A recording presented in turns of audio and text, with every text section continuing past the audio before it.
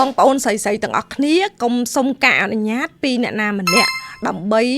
រៀនរកលុយនៅផ្ទះ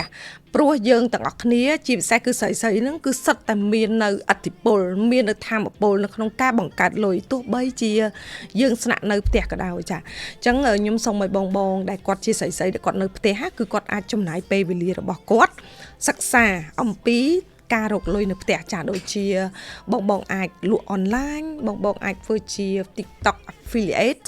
ឬក៏បងអាចលក់ជាម្ហូបចំណីឬក៏យើងធ្វើអីនៅផ្ទះណាគឺយើងអាចរកចំណូលបាន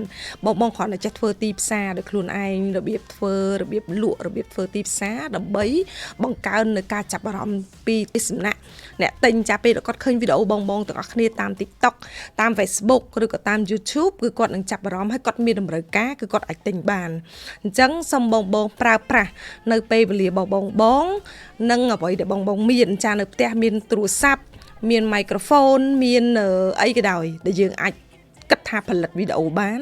ដោយមិនបាច់ចាំមានកាមេរ៉ាថ្លៃឬក៏អីគឺបងអាចប្រើប្រាស់នៅ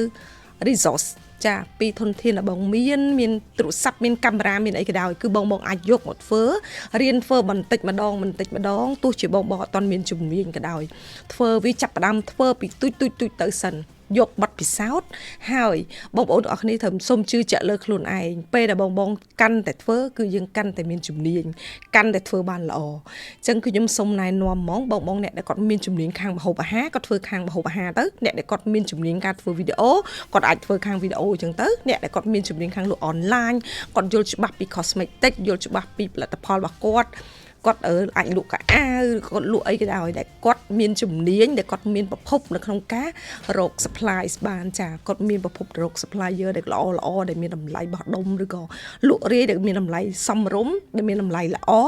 គាត់ចេះធ្វើទីផ្សារគាត់ចេះកំណត់ថ្លៃដើមគាត់ចេះក្នុងការកំណត់នៅ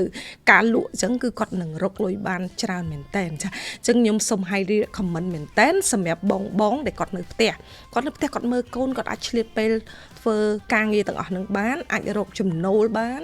បន្តិចម្ដងទោះជាដំបូងដែលយើងចាប់ផ្ដើមហ្នឹងគឺយើងទៅរកលុយបានតិចតួចក៏ដោយប៉ុន្តែត្រូវតែមានក្តីសង្ឃឹមហើយត្រូវតែជឿជាក់លើខ្លួនឯងថាខ្លួនឯងអាចធ្វើបានគេធ្វើបានយើងក៏ធ្វើបានអញ្ចឹងបងកុំ underestimate នៅសមត្ថភាពខ្លួនឯងស៊ូទាំងអស់គ្នាបងស្រី